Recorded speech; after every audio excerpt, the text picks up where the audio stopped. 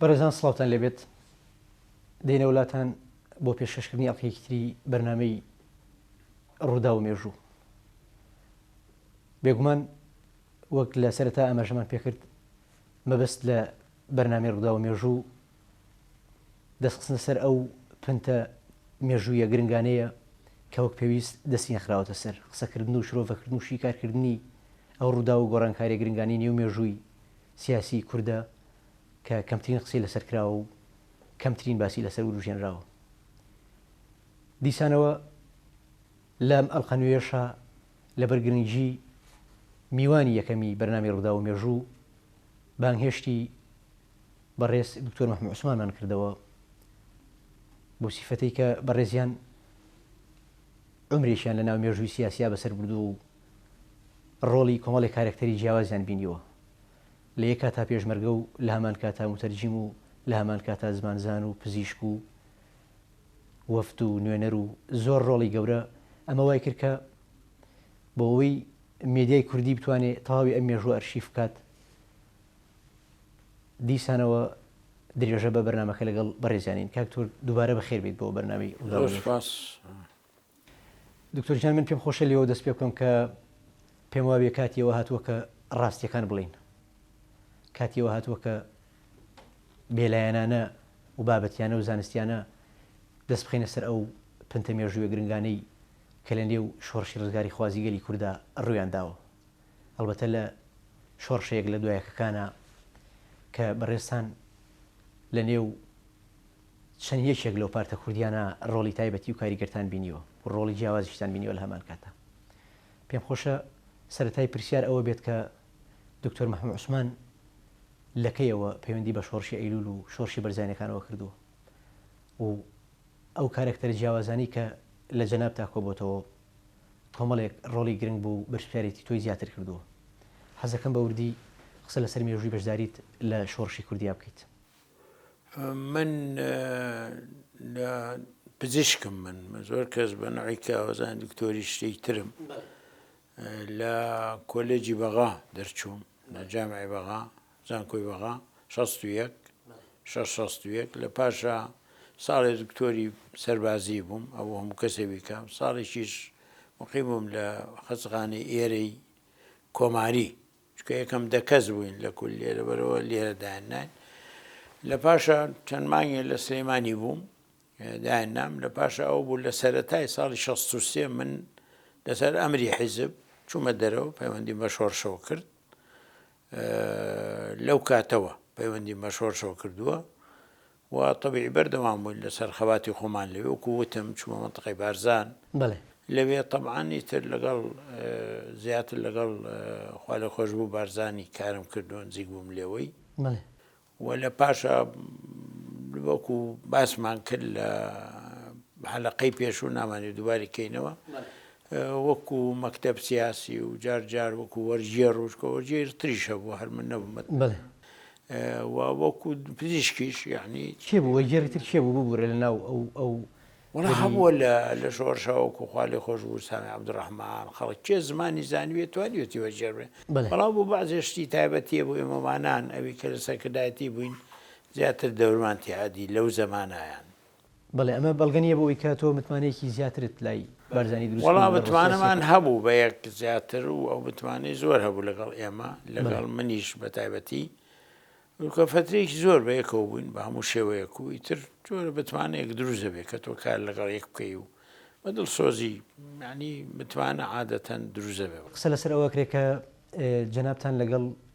خوا لێ خۆش بوو سامی عەبدوڕەحمان دوو پێشمەرگەی کورد دوو کارکتەری سیاسی تاکە دوو کارکتەری سیاسی بوون لە ناو مێژووی ئەو شۆڕشە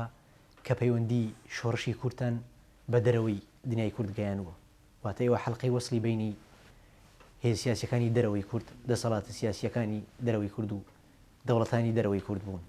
ئەمە بۆ خۆی بەڵێ ئەمە بۆ خۆی مەبەسم لەسەر خۆت لەسەر ئەو ڕۆڵە تایبەتی خۆت بدویت. ئەوە دکتۆر مەحموود عوسمان چی خاڵێکی لاواز یا بەهێز لەو پەیوەندیانە ئابینێتەوە لەکوێ هەستی کردووە ئەم پەیوەندیانە ناتەن دروستن ئەگەر بکرێت تیش بخەیتە سەر ئەو ڕۆڵەی کە تۆ لە نێو شۆڕشی بەرزانیەکان و شۆڕشی ئەیلولە. شۆڕشی نەتەوەی کوردوی بەرزانەکان نەبوو لەو شۆڕشان پەیوەندی دەرەوەمان هەبوو تەمان هەندێک لە پەیوەندیەکان گشتی بوون لە دەرەوەمان کرد لە زۆر وڵات پەیوەندیمان هەبوو نەک لەگەڵ دەوڵەتەکان زیاتر لەگەڵ ڕێکخراوەکان کە دەوڵەتەکان زۆر پەیوەندیان لەگەڵ ئێمە ناکرە و کاتە یعنی وەکو ئێستا نەبوو هەموو دەوڵەتە پەیوەندی وشتیان لەگەڵمان بەڵام زۆربەی کات تۆ وەفد بووی لە نێوان ئیسرائیل وەختیشا پەیوەندیمان هەبوو لە لای ترەوە ئەمریکای تیا بوو ئیسرائیلی تیا بوو ئێرانی تیا بوو ئەوەش سێ دەوڵەت بوون وەکو پەیوەندی نەهێنی بوو زۆر ئاشکرا نەبوو شتانە ئێمە دەورمان هەبوو لەو پەیوەندی من خۆم لە مەکتەب سیاسی و لە عینی وەختە مەسئولی پەیوەندەکانی دەرەوە بووم لەوان برادەری تیش هاوکاریەکردین یەکەوە کارمانە کرد لەو پەیوەندیانە بەڕاستی ئەوی من هەستم کرد ئەو زەمانە وەکو ئێستا نەبوو دەوڵەتان ئەترافمان پێ بکەن و قۆنسوڵیەت هەبێ و عەلاقەمان هەبێ وانە زۆر کەمتر پەیوەندیمان هەبوو لەگەڵ ینی خەڵقی کە پەیوەندی لەگەڵ زۆر نەکردین چکە هەموو حسابی عێراقیانە کرد و تۆ بەشێکی لە عێراق و لە ڕووی ئینسانیوە لە ڕووی مافی مرۆڤەوە لە ڕووی بەعزێ پەیوەندیانە کرد پێمانەوە بەڵام پەیوەندیەکان زۆریش نەبوون لەگەڵ دەوڵەتانی ئەوروپا هەندێکمان هەبوو جاریوا بۆ چوون بۆ ئەمریکا جاری بۆ چوون بۆ ڕووسیا جاریوا هەبووە لە دەوڵەتە عەرەبیەکان لە شوێنی وایە یعنی دەوری خۆمان دیوە لەو ڕووەوە بەڵام ئەوی پەیوەندیانەی کە نەهێنیش بوون ئەوەی کە هەمان بوو لەگەڵ ئێران بە تایبەتی پەیوەندێکی گرنگ بووی ئێران چونکە حدودمان زۆر لەگەڵی بوو ئیسرائیلیشی تێکەوت بوو 72 ئەمریکاشی تێهات بە شکڵی ڕسمی بەزەوان نەهێنی بوون قەت یانی زۆرەوە نەبووە زەرەیشمان لێ کرد زۆر فایدەمان لێ نەکرد بە نەتیجە وەکو باسمان کرد لە حەڵقەی پێشوو بەڵام بەڕاستی پەیوەندی دەرەوەمە هەوڵمانەدا لە هەموو پەیوەندیەکان خەڵق پشتیوانی ما بکە هاوکاری ما بکە دەوڵەتان زۆر نەهاتنە پێشەوە لە ئێمە چونکە هەموو لەگە عێراق پەیوەندیان هەبوو وەکو وڵاتی وەکو دەوڵەت بەڵام جاری وا هەبوو لە ڕووی ئینسانیوە لە ڕووی مافی مرۆڤەوە لە ڕووی بەعزێ پەیوەندی لەگەڵ ئێمە هاوکاریانە کردین ئەم کەم بوو زۆر ئەو پەیوەندیانەی کۆنیان حەزەکەم لەسەر ئەو نهێنی بوونی ئەو پەیوەندیانە کەمێک ڕادگرم دکتۆر ببوورە مەبەست لە نهێنی ئەو پەیوەندیانە چی بووە ئایا نهێنی بوونی ئەو پەیوەندیانە بەو مانایەت کە کادیرەکانی خوارەوەی ناو ئەو پارتە بێ ئاگابوون لە کۆبوونەوەکان یاخود دەوڵەتانی دراوسێ نهێنی ئەو پەیوەندیانە ئەوە بوو ئەو دەوڵەتانە کە پەیوەندیان لەگەڵە کردی ئەوانەیان ویست کە پەیوەندیەکەت نهێنی بێ مێژووی خۆم شخصی و ئەوە لە 75 باش تێگەیشتوم و لەو وەختەوە من دژی هەموو شتێکی نەهێنیم بەڕاستی چونکە هەر شتێ زۆر نەهێنی بێ معنای ئەهمیەتی نییە کە جیهەتێ پێیوەتی لەگەڵ دەکەم و بێ کەس نەزانێ و نەهێنی بێ معنای مهم نییە شتەکە لەبەرەوە من بەڕاستی کۆن ئەو پەیوەندێنێ سەبەکەی ئەوە بوو کە ڕسمی نەبوو کو دەوڵەت وەکو ئەوانە مخابرات بوو استیخبارات بوو جیهاتی ئەمنی بوو جیهاتی ئەوە و معنای ئەوەیە ئەو جیهاتانە وەکو سیاسی تۆیان تەماشا نەکردووە وەکو کێزێک سیاسی بەڵام پەیوەندیان لەگە کردووی تو هاوکاریان کردووی بەڵام تەمان ئەو پەیوەندیە تابعێکی دەوڵەت و سیاسی ئەوانەی نەبوو مەسەن مستەوانە بڵێ وەزی خارجیە لەگەڵ دەکایە بەڕێی من ئەوەش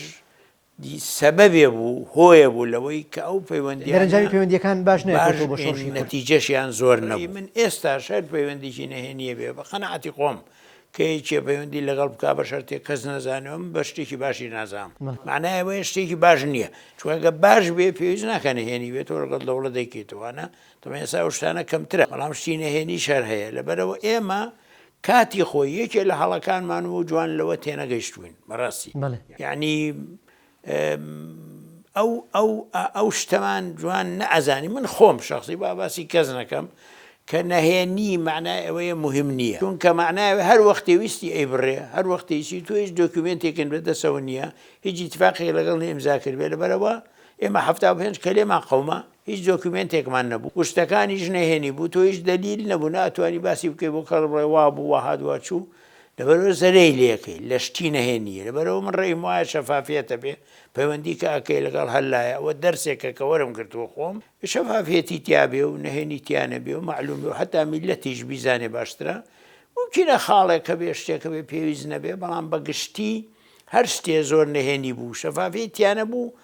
بە تاریخی خۆم کە من لەو شتانە بووم ئێمە زەرمان لێ دەرەنجامی باشی نەبوو بەڵێ زۆرجان تۆ بە حکمیەوەی وەک کارکتەرێکی سیاسی ناڕازی زۆربەی کات دەرکەوتویت و هەمیشە خاوەنی هەڵوێست و بڕیار و بۆ چوون و تایبەتی خۆت بوویت ئەمە وای نەکردو هیچ کات لەگەڵ بە حکمی نزیکیت لە مەلا مستەفاوە هیچ کات لەگەڵ ئەو تووشی خلافی سیاسی تووشی خلاف بن شتێک لە مێژووی تۆ لەناو ئەو شۆڕشا ڕووی نایەوە لەگەڵ مەلا مستەفای بارزانی؟ وەڵی بەڕاستی یعنی شت هەبووە ناڕێکی ینی ڕێی جیاواز و مەسەن جاری وا هەبوو شتێکە بۆی من ڕازی نەبووین لێ دژایەتیمان کردووە تەیمان کردو بەڵام لە چوارچێوەی حیزب و لە چوارچێوەی مناقەشەوانە نەک بە عەلەنی بەڵام لێک جیابوونەوە لێک ترازان لە 75 ڕوویدا لەبینی ئێمە یعنی با بڵێ من خۆم شخصی لەگەڵ سەرکردایەتی پارتی و لەگەڵ شخصی بارزانیش کە پاش 75 کە شۆڕشەکە تێکچوو هەرسی هێنا بەو شێوە با اتفاقی جەزایر منکە من ڕێیم وا بووە کە ئەو شۆڕشە ممکن بوو بەردەوامی بە شێوەی تر بە شێوەی حربی عەسابات بە شێوەی پارتیزانی ینی تۆزێ ڕێئیمان جیاواز بوو ئەو شۆڕشە کە بەیەکێون بەستە بووین نەما شۆڕشەکە لەبەرەوە لێک جیابووینەوە بەڕاستی بەڵام بۆ کوتر ناو شۆڕشە ڕێی جیاواز هەبووە ڕێئیمان هەبووە بەعزێ شتێکی من ناڕازی بووین ناڕازی نەبووین ئەوە هەبووە ناڵێم نەبووە بەڵام وا گەورە نەبووە هیچ لێک ترازانێکی لێ دروست نەبووە. ئەڵێن زۆر جار تۆ لە کاتی پەیوەندیکردتان لەگەڵ نوێنەرانی ئیسرائیل لەگەڵ لایەنەکانی تر هەندێک جار تۆ بە بیر و ڕای خۆت وەڵامی وەفدەکە داوەتەوە ینی چاوەڕێی وەڵامی بارزانی نەکردو یاخود وەڵامەکەی بەرزانی بەدڵ نەبووە بۆ خۆت وەک کارکتەرێکی تایبەتی ڕێی تایبەتی خۆت هەبوو لەسەر پرسیاری بەرامبەر دانیشتمان هەبوو لەگەڵ لایەنی تە مەسەڵەن من وەرجێر بوو بەڵام لە عینی وەختە بە موافقەی شخصی بارزانی خۆشی کە ئەگەر شتێک باشم زەمیش وەکو مەسئولێکی شۆڕشەکە بوو مەکتەب سیاسی بووم و نەبوو بڵێ وەرجێڕێکی ئەتیادی لەبەرەوە خۆی ڕێی وا بوو ئەگەر بێت و مەسەلەن ئەو جوابی شتێکەداتەوە بە پێویستم زانی من شتێکی بخەمە سەر یا شتێبێک کە پێویست بێ لەوێ ئەو جانیبەکەی کە بزانێ وامان لێ کردووە بەڵام ئەوە بە ئاگاداری خۆی بووە دژی ئەوە نەبووە بۆی شتەکە بیرروڕاکەمان بگەینە یەک مەسەن جاری وایە تۆ شتێگەڵی شتێکی لێکەمە من ئیزافەیەکەم شتی وا جار بووە بەڵام ئەوە بە موافقەت بووە نەک بڵێ بەوەی ئەو شتێکی و تۆم شتێکی ترم و تۆ شتی وا ڕووی نەداوە. دکتۆر تۆ وتت کەمترین ڕای جیاوازمان هەبوو بەڵام بە پێی و سەرچاوانەی مێژوو لە یەکێک لەو کۆبوونەوانەی خالی خۆش و مەلا مستەفای بارزان لەگەڵ شای ئێرانە کە بەڕیشتان ئامادەی ئەو کۆبوونەوە بوون تۆ ڕای جیاوازت هەبوو پێم وابێ ئەوەش هۆکار بۆ بۆی کە نیان هێشتوەکو پێویست بەشداری کۆبوونەوەکە بکەیت لەو بارەوە چی وەرجای کۆبوونەوەکەم کردووە کۆبوونەوەکە تەواعاً ڕێی جیاوازم نەبووە بەڵام لەو کۆبوونەوە بزات پاش اتفاقی جەزائیر بوو پاشەوەی شا یعنی با بڵێن ئێمەی بەرەڵا کردبوو بەو شێوەیە مەلا مستەفا بەعزێ قسەی کرد لەو بارەیەوە من بە پێویستم زانی قسە بکەم بۆی چی ناودڵمان هەیە بێڵێن کابرا بەرەڵای کردویت و وەکو بڵێن خیانەتی لێ کردووی ینی وەلەو ناشتوانی وا بڵێ چکە مەسلحەتی خۆیەتی بە پێی مەسلحەتی خۆی من قسەی توندم کرد لەو کۆبوونەوەیە وتم تۆ هەمیشە وات بێمە تۆ ئێستا مەشتی جیاوازە تۆ بەرژەوەندی خۆت بووە ئێمە تین کردووە و ئەوە ئێمە لە پشتەوە لێ دراوین و مامەعنا یعنی بەو شێوەیە ینی هەندێک قسەی تونمان کرد و پێیان ناخۆش بوو تەوانە قسانە بەڵامی تر لە وەختی وا هەربێ بیکەچ خۆ ئاخر جار بوو دیمان خۆ بێ پیا و شتی ناودڵی خۆی تۆزی پێ بڵێ لەبەرەوە بڵێ من هینەم کرد لەوێ بەڵام دڵنیام ئەوەی کە من وتم هی ناودڵی مەلا مستەفاوانی کەش بوو چکە هەموو عینی هینیان هەیە لەو ناحیەوە ممکنە مەلا مستەفا لە وەختا لە من متاسیسم مەسئولی شۆڕشەکە بووە بەڵام بە هەر حاڵ جاری وایە مکێ و کەشتیانە لە تۆی ڕێ ئەچینە سەر تەوەریشی گرنگی نێو ئەو شۆڕشی کە جەنابەت تێ ئامادە بوویت کە ئەویش بە هەرس یاخود بە نسکۆ یاخود بە ئاژ بەتاڵ ناوە برێت پێم خۆشە ڕۆڵی دکتۆر مەحموود عوسمان لەو ساتە وەختەیە کە بەڕاستی ساتە وەختێکی ناڕەحەت بوو بۆ گەلی کورد کە شۆڕشێک بە هەموو وێدەی و کە پێوە هەڵواسراوە لە لەحزەیەک لەحزەکانی مێژووە ئەوەستێت ئەو کات دکتۆر مەحموود عوسمان چ ڕۆڵێکی هەبوو چ هەڵوێستێکی هەبوو چۆن باسی ئەو مێژوومان بۆ وەکەیت وەڵا ئەو مێژووە من بەڕێی من هەرسێنانی شۆڕشەکە شەی زۆر ناخۆش بوو هەموو لایەک و طبعا ناخۆشیەکەشی لەوا بوو کە تۆ بە تەمای شتێ بووی لە پاشە لە ئەو شتێکە دۆ بە تەمابووی ئەو توێ بەرەڵا کردووەکو شا و ئەمانە و ئەو لایەنەکان هەرسێکیان بە ئەمریکاوە بە ئیسرائیلەوە تەمان ئەوە ناحەیە تریشەوە